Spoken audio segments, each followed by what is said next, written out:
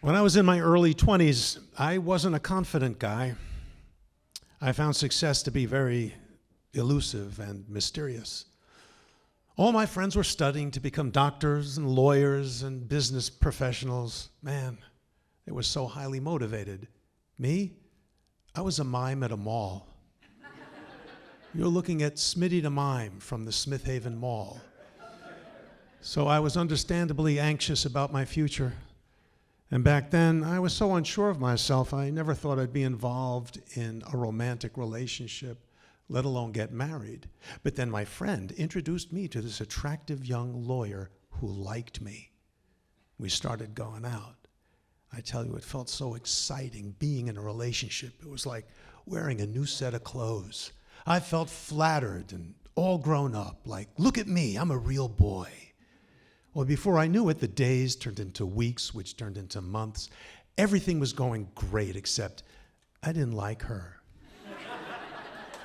She was really mean.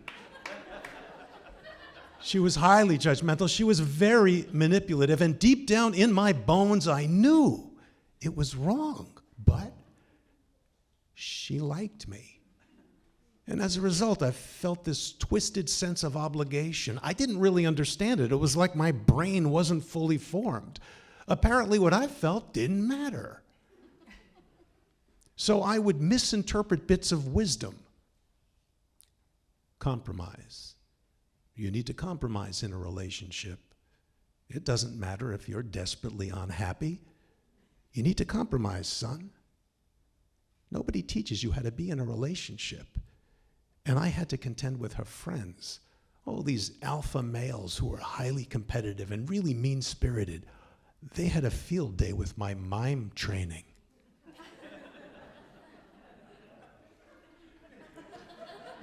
Thanks. She was weirdly tough. We were once watching a documentary on JFK, and near the end, my eyes started to well up. She looked at me, she's like, what are you crying about? I said, what do you mean? The president got shot in the head and he died. I feel sad. She stared at me and she said, you don't know death. I did a quick mental calculus. My friends didn't like her. My family thought I was going through a phase. The only thing we had in common was that we both liked movies. But she liked me. One little moment of lightness, she was wearing these blue fluffy slippers and she stepped on my feet like a little girl and we did a silly little dance. I remember thinking, do you stay in a horrible relationship because of a silly little dance? Then out of the blue, she decides we don't have enough adventure in our relationship. And of course, it's up to me to solve it. I don't know what to do, so I plan a trip to Great Adventure. Because I'm very literal. So we drive down to Great Adventure in my Plymouth Volare. Back then they had this kind of animal safari thing where you could drive through and you could see all these wonderful, wild, exotic animals, and I was so excited by this. Well, we get there, I pay the ticket, we start to drive through, and it's like a microcosm of our relationship. Within 5 minutes, an enraged ostrich attacks my car. This bird sprinted across an open field and started pecking at my window. So I pull away from the ostrich and a monkey drops out of a tree, lands on my hood and starts masturbating furiously. I mean, this little guy's really going at it. And he's staring at us. Well, she's horrified. She's angry at me like it's all my fault.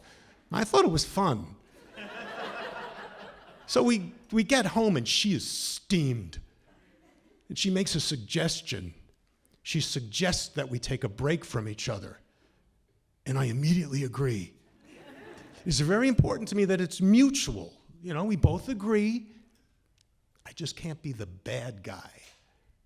Well, this was the best 2 weeks I ever spent. It was like I was sprung from prison. I saw a movie. I had pizza. Simple things seemed wondrous to me. Pizza's good.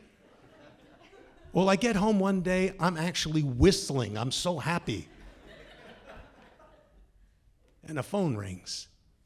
The chills run down my spine. Her favorite group is Toto. Her favorite song, Africa. And I pick up the phone. Africa's playing in the background. I actually tell myself to be strong. My foot's tapping so fast it's like a bird's heartbeat. Here's the gist of the conversation. Hun, let's try it again. Yeah, I don't think that's a good idea.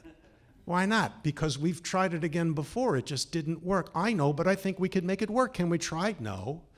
Please? No. You mean it's over? Yes. Really over? Uh-huh. Oh my God. Could it really be over? Yes. But then she pulls out the big guns. But I love you. I love you so much. Please? Like, well, okay. But just this last time. 4 months later, boom, we're in my Plymouth Volare driving to this stupid catering place to set the date for our wedding. I feel like I'm in a really bad episode of Quantum Leap, where I just dropped into the body of this guy that's about to drive off a cliff. I am in a panic. My hands are ice cold. I feel like I'm in a fever dream, and I just blurt out, why? Why are we doing this? We don't even love each other. She said, I know. It's just that we've invested so much time in the relationship. Seems like a shame to waste it. Well, we arrive at the catering place, and it looks like an alpine ski lodge in the middle of Long Island. It is just so pretentious. Oh, we go in, and her mother's waiting with her pen poised over her checkbook, and she goes, hi, Neil, how's March? I go, well, March isn't good. She goes, well, how's June? I go, oh, June.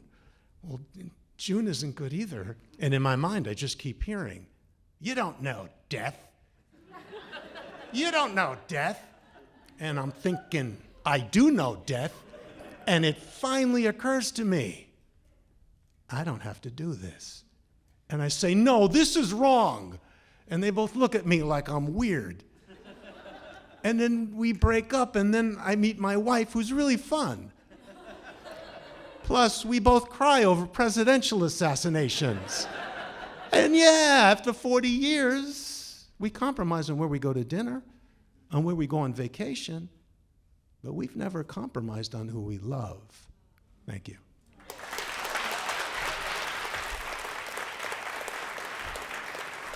Neil Intraub. Fantastic.